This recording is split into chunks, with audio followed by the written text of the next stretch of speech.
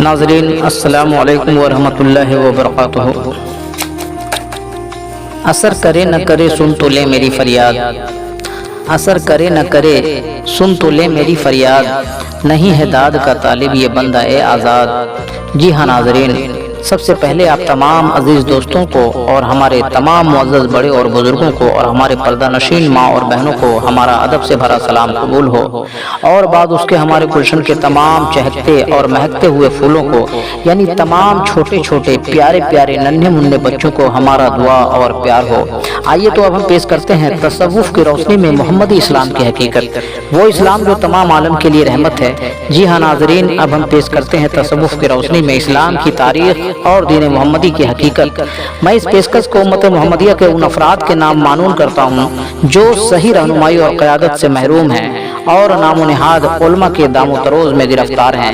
जी हाँ नाज़रीन, इससे पहले जो बयान हकीकत आप हज़रात पिछले एपिसोड में समाअत किए, उसी मौजू पर और आगे के वाक़यात और बयानात समाअत करें। नाज़रीन, हासिल कलाम ये कि जो लोग मर्ज को मर्ज और अंधेरा को अंधेरा समझ रहे हैं, उनको रोशनी हासिल करने के लिए किताब सम्मा इस्लाम है।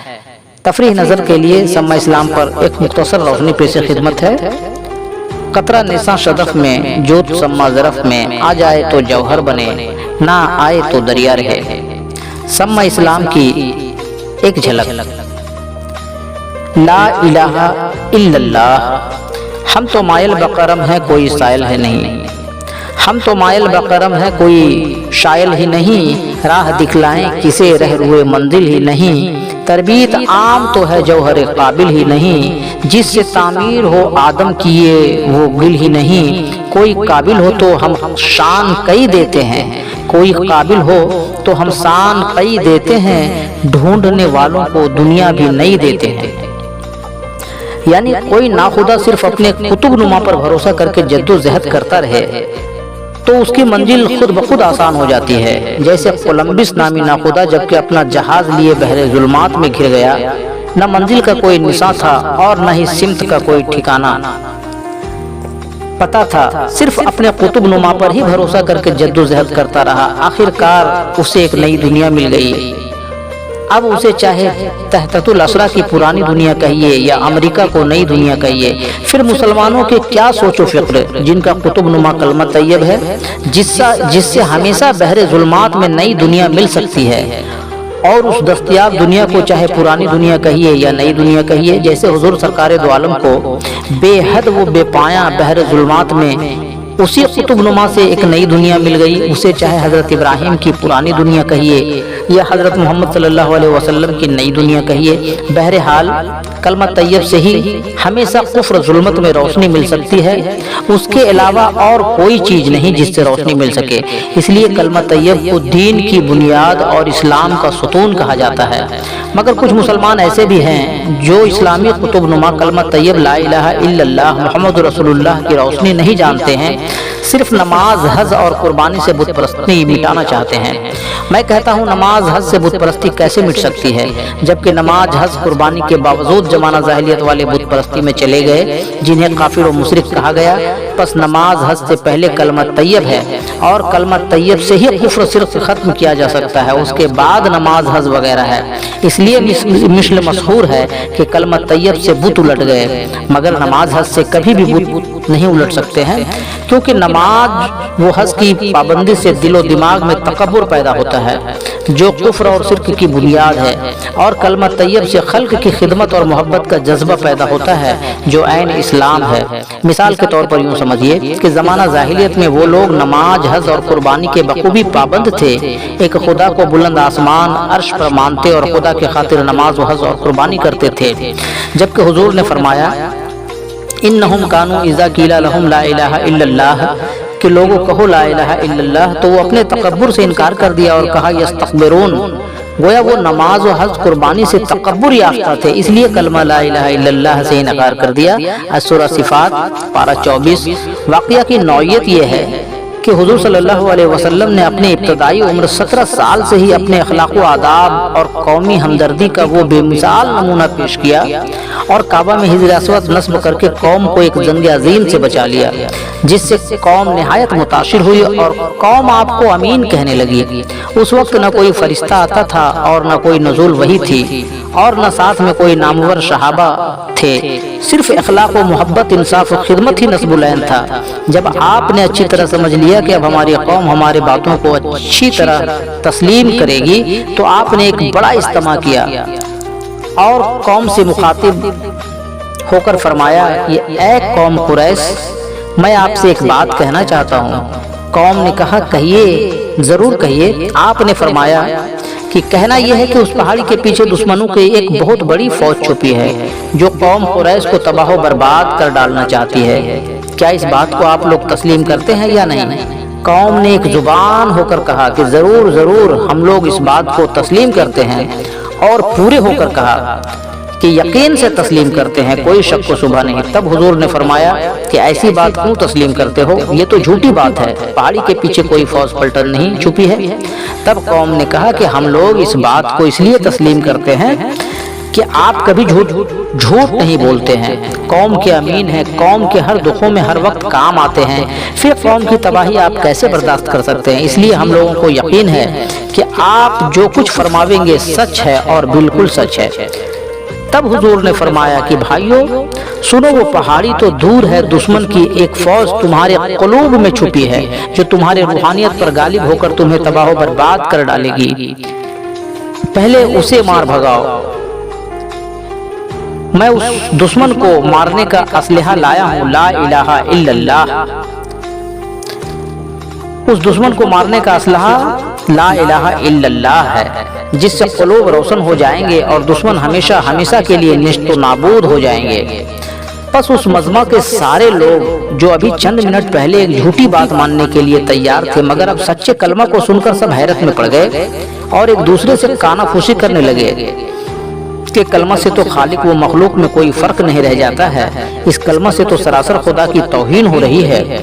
अगर आसमान पर खुदा नहीं तो नबियों का सिलसिला ही गलत ठहरता है, अगले अंबिया सब खत्म हो जाते हैं, गोया ये शख्स खातिमुन नबीन है और काबा पर रखे हुए 360 जुल्फा बेकार साबित होंगे कि फिर सिफारिश कहाँ करेंगे, गोया खातिमुल जुल्फा भी है। गोया ला इलाहा इल्लल्लाह से आसमानी खुदा नबियों का पैगाम लाना, जुल्फा का सिफारिश करना सब का लाजम हो जाता है। इसलिए ज़माना जाहिलियत के उलमा अरब हुजूर सल्लल्लाहु अलैहि वसल्लम से सख्त गुस्सा व बरहम हो गए कि अभी कल तक जिनको अमीन कहा, कौम का हमदर्द, अमन का रहनुमा और आदिल व मुंसिफ समझते थे, मगर आज कलमा ला इलाहा इल्लल्लाह सुनकर दुश्मन बन गए। कि उलमाए अरब ने बाहम मशवरा किया कि इस शख्स सल्लम की शादी कौम कुरैश में न होने दी जाएगी। हुक्का पानी, दुआ सलाम, मैयत, जनाजा, कब्रिस्तान सब बंद किया जाए। यहाँ तक कि मोहल्ला शाह अबू तालिब में पूरे खानदान बनु हासिम भर को मैसूर कर दिया कि बाजार से सौदा सलफ भी न खरीद सकें, और 3 साल तक उसी मुहासरे में रखा। और कबीलों के सरदार इकट्ठा होकर हुजूर के चचा हजरत अबू तालिब अलैहिस्सलाम के पास पहुंचे और कहा कि आप भतीजे को समझा दीजिए कि जितनी भी दौलत चाहें और जितनी भी खूबसूरत दुल्हन चाहें हम लोग देंगे, मगर ला इलाहा इल्लल्लाह की आजाद ना करें, उससे हमारा खुदा, हमारे अंबिया, हमारे जुल्फा सब खत्म हो रहे हैं। हुजूर सल्लल्लाहु अलैहि वसल्लम ने फरमाया, दौलत और दुल्हन क्या चीज है, अगर मेरे हाथों पर चांद और सूरज रख दिया जाए तो भी हम इस सच्ची बात की आसात से नहीं हट सकते हैं। सरदारान कुरैश नाखुश होकर वापस चले गए। अशूरा शाह, तफसीर हासिया, इज़ा अलल इलाहतुन। नाज़रीन कराम समझ सकते हैं कि ला इलाहा इल्लल्लाह से मुशरिकों के अकायद व मजहब की तरदीद हो रही थी, इसलिए कुफ़ार व मुशरिकीन ने ला इलाहा इल्लल्लाह से इनकार कर दिया। अकीदा व मजहब क्या था?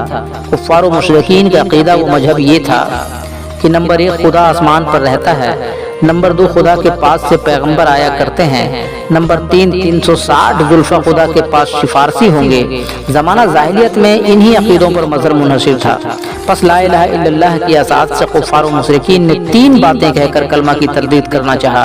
पहली बात यह कि तुम जैसे दीवाना शायर की बात नहीं मानेंगे जैसा कि कुरान में है, वह यक़ूलूना शायरन मजनून, असूरा सिफात। दूसरी बात यह कि तुमने खालिक और मखलूक को एक कर दिया, ये ताज्जुब खेज बात है जैसा कि कुरान में है, الہۃ تشاعر نجاب سورہ 7۔ تیسری بات یہ کہ نہیں سنی ایسی باتیں اگلے پیغمبروں سے مگر تم منمانی بنا کر کہہ رہے ہو ما سمعنا بہذا الملت ان ھذا الاختلاف سورہ 7۔ حاصل کلام یہ کہ زمانہ جاہلیت کے علماء دین کا جو عقیدہ و مذہب تھا جس کو کلمہ سے تردید کیا گیا، مگر موجودہ علماء 72 فرقے کلمہ پڑھ کر بھی وہی عقیدہ رکھتے ہیں۔ ایک خدا بزرگ آسمانی عرش پر رہتا ہے، اس خدا کے پاس سے پیغمبر آتے تھے، روز محشر میں نماز، سجدہ، کعبہ، حجر اسود اور قربانی کے جانور گواہی دیں گے اور مغفرت کی سفارش کریں گے۔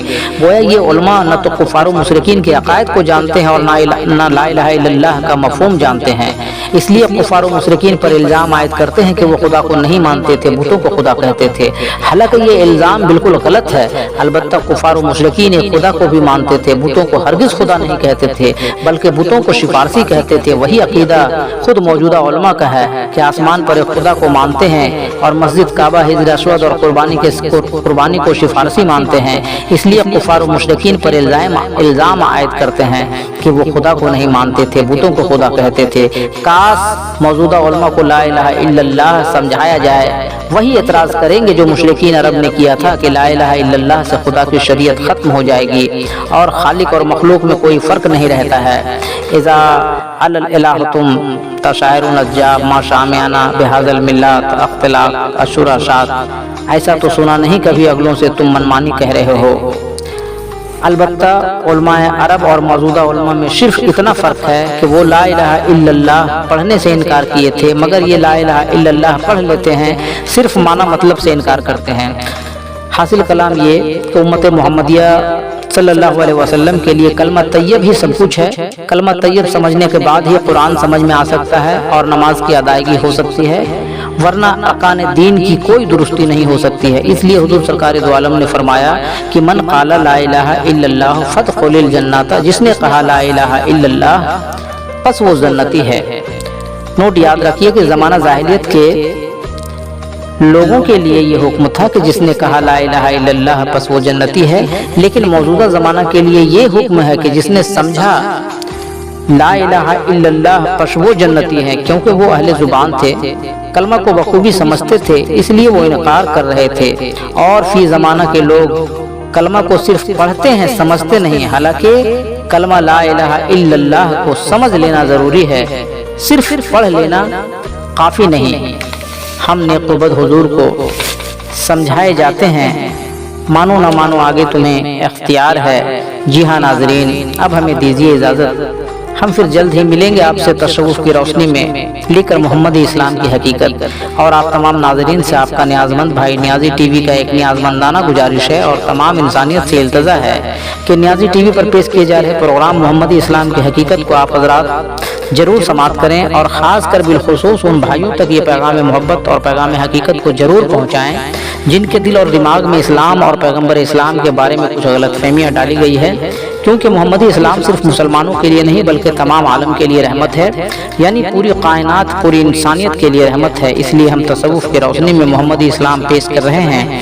ہمارا مقصد اور منشا صرف یہ ہے کہ محمدی روشنی سے زمانہ روشن ہو جائے، حق اور باطل کو زمانہ جان لے اور ہمارے آقا و مولا کی توہین نہ کی جائے، ان کی شان اقدس میں گستاخی نہ کی جائے۔ جی ہاں ناظرین، اگر آپ حسینیت اور محمدیت کو پسند کرتے ہیں تو آپ ہمارے اس محمدی پیغام کو تمام انسانیت میں زیادہ سے زیادہ شیئر کریں، اور ہمارا حوصلہ افزائی اور تمام عالم کے آخرت کے بھلائی کے لیے ہمارے اس پیشکش کو، ہمارے نیک کوششوں کو اور اس محمدی پیغام کو، اور آپ اپنے اس محمدی چینل نیازی ٹی وی کو زیادہ سے زیادہ لائک، کمنٹ اور سبسکرائب کریں۔